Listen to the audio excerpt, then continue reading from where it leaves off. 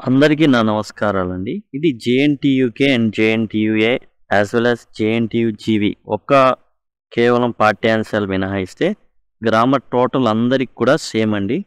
ఒక జేఎన్‌టీయూజీవీ వాళ్ళకే డిఫరెంట్‌గా ఉంటుంది. ఆ బ్రూక్ బదులు స్కార్పియన్ ఆఫ్ ది నైట్ అనేది ఇవ్వడం జరిగింది జేఎన్‌టీయూజీవీ వాళ్ళకి. మిగతాదంతా కూడా సేమ్ టు సేమ్ సిలబస్ ఇవన్నీ కూడా. ఇప్పుడు మనం చెప్పుకోబోయే టాపిక్ యూనిట్ 2కి సంబంధించింది. జేఎన్‌టీయూజీవీకి సపరేట్ ప్లేలిస్ట్ ఉంది, మీకు డిస్క్రిప్షన్లో అవైలబుల్గా ఉంటుంది. లేకపోతే సింపుల్గా జేఎన్‌టీయూజీవీ లింక్ ఇవ్వమంటే కామెంట్ సెక్షన్లో అడిగినట్లయితే ఇవ్వడం జరుగుతుంది. జేఎన్‌టీయూకేకి సంబంధించినటువంటి ప్రత్యేకమైన ప్లేలిస్ట్ ఇది. అండ్ ఇది వచ్చేసి జేఎన్‌టీయూఏ సంబంధించిన ప్లేలిస్ట్ ఇది చూడండి. కాబట్టి సింపుల్గా ఏంటంటే కేవలం కొన్ని గంటల్లోపే టోటల్ సిలబస్ మొత్తాన్ని మీరు కంప్లీట్ చేసేయచ్చు. ఆ విధంగా ఇది రూపొందించబడింది అనమాట.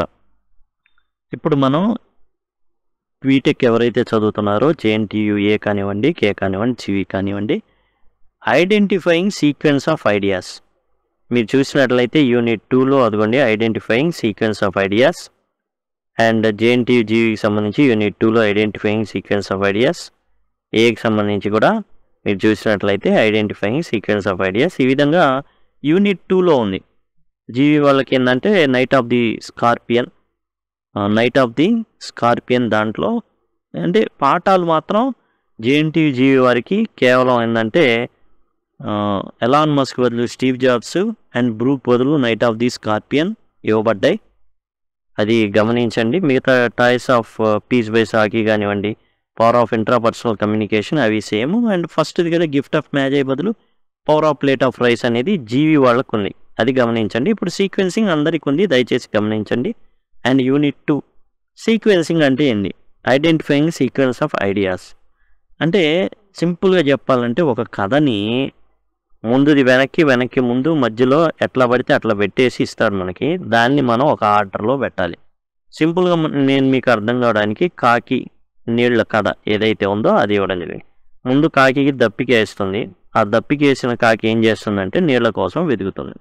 నీళ్ల కోసం వెతికే క్రమంలో ఒక కుండ కనబడుతుంది. ఆ కుండలోకి తొంగి చూస్తుంది, నీళ్లు ఉంటాయి. మరి తాగడానికి ప్రయత్నిస్తుంది కానీ తాగలేదు. దాంతో కాకి ఒక ఆలోచన వస్తుంది. అక్కడ ఉన్న రాళ్ళు ఒక్కొక్కటి వేస్తూ ఉంటే నీళ్ళు అనేవి పైకి వస్తాయి. పైకి వచ్చిన నీళ్ళని తాగి వెళ్ళిపోతుంది. ఇది సీక్వెన్స్. అయితే దీన్ని ఎట్లా ఏం చేస్తానంటే ముందే కుండ కనబడిందనో రాళ్ళు వేసిందనో ఇవన్నీ ఉంటాయి. మనం ఏం చేయాలి? ఏ కథ అయితే సీక్వెన్స్గా ఆ క్రమంలో ఉండిద్దో ఆ క్రమాన్ని మనం ఏం చేయాలంటే పేర్చాలి. ఇక్కడ మనకు అట్లానే ఒక కథ కాకి కథ ఇవ్వడం జరిగింది. Finding a pot with very little water the crow needed a solution. కుండలో నీళ్లు ఉన్నాయి. ఇప్పుడు కాకి ఒక సొల్యూషన్ కావాలా, ఒక ఉపాయంతో అది గట్టెక్కాలి అని ఇచ్చాడు. ఇదే మొదటిది కానే కాదు. On a hot day a thirsty crow search for water. చాలా వేడిగా ఉన్న సమయం ఒక దప్పిగొన్న కాకి నీళ్ల కోసం వెతుకుతుంది. ఇది మొదటిది అయ్యే ఛాన్స్ అనేది ఉంది. ఎందుకని? స్టార్టింగే ఇంట్రడక్షనే దప్పిగొన్న కాకి నీళ్ల కోసం వెతుకుతుంది. అదే కాబట్టి దీన్ని 1గా మనం పక్కన రఫ్గా రాసుకుంటాం పేపర్లో. Next the crow peered into pot contemplating a plan. ఇప్పుడు కాకి ఏం చేసింది? ఆ కుండలోకి చూసింది అండ్ ఒక ఆలోచన ప్లాన్ అనేది వేయడం చేసింది. ఇక్కడ మనం చూసినట్లయితే పీర్డ్ ఇన్ టు పాట్, ఇక్కడేమో ఫైండింగ్ ఏ పాట్ అంటే కుండలోకి చూడడానికి ముందు ఆ కుండ ఎక్కడుందో తెలియాలి. ఇక్కడ ఆల్రెడీ తెలిసిపోయినట్టుగా మాట్లాడుతున్నారు. కాబట్టి మనం ఏం చేయాలంటే ఇది మూడోది రెండవది, కుండ కనబడడం అనేది రెండోది. ముందు దప్పిగొన్నదండి కాకి, కుండ కనబడింది రెండోది, కుండలోకి చూసింది మూడోది. తర్వాత the intelligent bird quench it's thirst using this resourceful method. ఇక్కడ ఆ తెలివైన పక్షి ఏం చేసిందంటే తన దప్పిక తీర్చుకుంది. అది అవుతుంది. ఆ తర్వాత అవ్వదు, నాలుగవది. ఇది చివర లాస్ట్లో ఉండేదన్నమాట. లాస్ట్కి ఫస్ట్ కానీ ఉంటుంది. ఈ stone raise the water level providing a clever solution.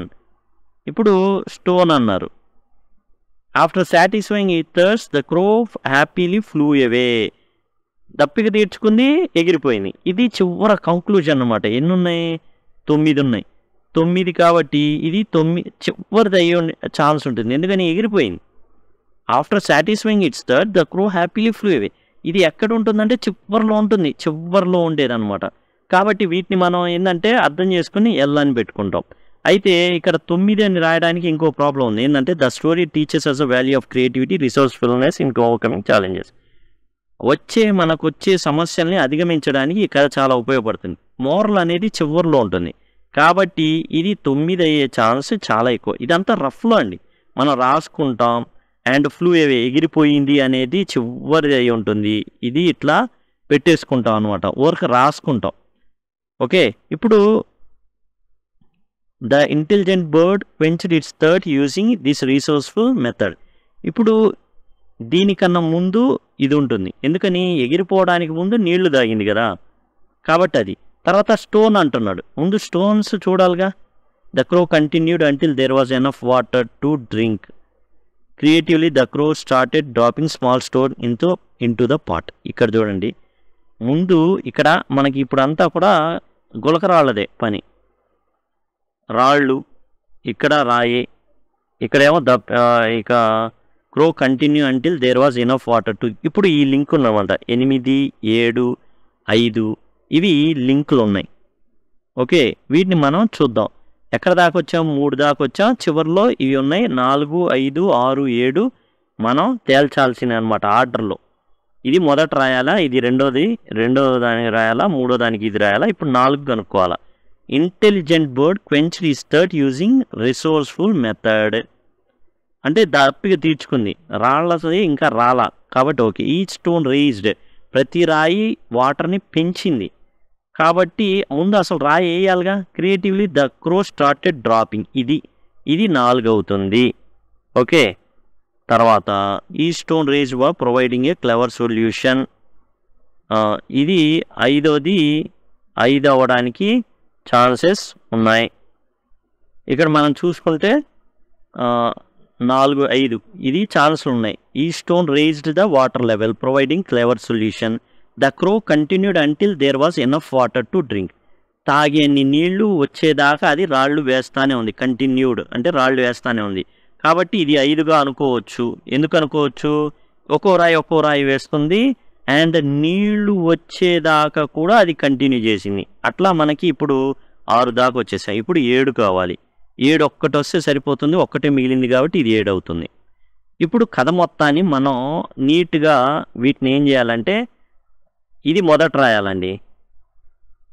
2 అని మనం 1 అని ఏదైతే అనుకున్నామో దాన్ని మనం రాయాల్సి ఉంటుంది. అయితే ఈ 2 చూసారా, దాన్ని కూడా మనం రాయాలి. ఓకే, రాయాలి. సులభంగా ఉంటుంది దిద్దుకునే వాళ్ళకి అది రాస్తే. లేదా ఓ పారాగ్రాఫ్ మాదిరిగా మొత్తం క్లబ్ చేసేస్తే ఏదోలే అని రైట్ కొట్టేసి మార్కులు వేసే పరిస్థితి అనేది వస్తుంది.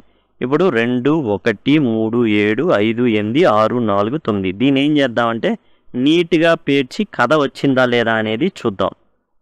ఇప్పుడు మనం చేయాల్సింది ఏంటంటే మనం ఏదైతే ఆర్డర్ సెలెక్ట్ చేసుకున్నామో 1, 2, 3 దాని ప్రకారం ఏం చేయాలంటే మనం రాసేసుకోవాలి.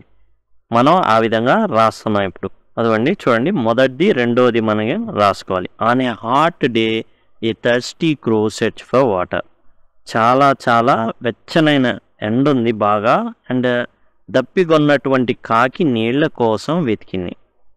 Finding a what with very little water the crow needed a solution. కుండ దొరికింది రెండోది, ఇది రాస్తాం. The crow needed a solution. కాకి ఒక సొల్యూషన్ దొరికింది, ఏంటంటే కుండ దొరికింది. The crow peered into pot contemplating a plan. ఇప్పుడు ఆ కుండలోకి ఏం చేసింది? కాకి తొంగి చూసింది. Creatively crow started dropping small stones into pot. ఏం చేసింది? చాలా చాకచక్యంగా తెలివిగా ఏదైతే చిన్న రాళ్ళని ఏం చేసింది? కుండలో వేయడం మొదలైంది. ఈ stone rise the water level. వేసే కొద్దీ గులకరాళ్ళు అదేం చేసిందంటే నీళ్లు పైకి రావడం స్టార్ట్ చేసింది. The crow continued until there was enough water to drink. ఆ రాళ్ళు వేస్తూనే ఉంది ఎంతవరకు? తగినంత నీళ్లు పైకి తాను తాగేంత లెవెల్ వచ్చేంతవరకు. The intelligent bird quenched his thirst using resourceful method. ఈ తెలివైన నిర్ణయం ఏదైతే పద్ధతి ఉందో దాంతో అది దాహం తీర్చుకుంది. After satisfying thirst the crow happily flew away. ఎగిరిపోయింది. The story teachers the value of creativity and resourcefulness in overcoming challenges. ఈ కథ మనకి ఏంటంటే మనకున్న రిసోర్సెస్ని బట్టి మనకున్నటువంటి ఏదైతే కష్టాలు ఉన్నాయో వాటిని అధిగమించాలి అని చెప్పడం ఈ కథ యొక్క ముఖ్య లక్ష్యం అనమాట. ఇక మనం చూసాం కదండి, జనరల్గా మనం ఏం చేయొచ్చు అంటే ఇంత వర్కౌట్ కుదరదు అనుకుంటే, సింపుల్గా మనం మాయ చేయాలనుకుంటే ఏం చేయొచ్చు అంటే అంతా కలిపి పారాగ్రాఫ్ లాగా కొట్టేయడమే.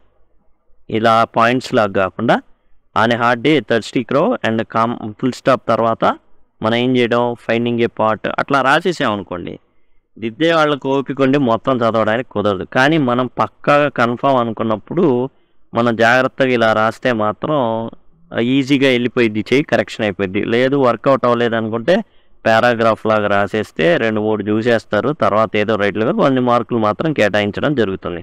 ఈ విధంగా రాయాల్సి ఉంటుంది. ఒక ఆర్డర్లో రాయాలి, అది గుర్తుపెట్టుకోండి. సీక్వెన్సింగ్ అనేది ఏంటంటే ఒక ఆర్డర్లో రాయాల్సి ఉంటుంది, అది గమనించండి. ఇక మీకు ఇప్పుడు వచ్చేసి ఎండ్ స్క్రీన్ రావడం జరుగుతుంది ఈ విధంగా. దాని నుంచి ఏంటంటే పూర్తి సిలబస్ని పొందొచ్చు, లేకపోతే లింక్ అని జస్ట్ మీరు కామెంట్ సెక్షన్లో అడిగినట్లయితే ఆ లింక్ అనేది నేను ప్రొవైడ్ చేస్తాను. అంటే జేఎన్టీయూ కాకినాడ కానివ్వండి, అట్లా ఏదైతే జేఎన్టీయూఏ కానివ్వండి, జేఎన్టీజీవి కానివ్వండి, జేఎన్టీయూజీవి లింక్ అంటే దాని లింక్ నేను ప్రొవైడ్ చేస్తాను. Thanks a lot.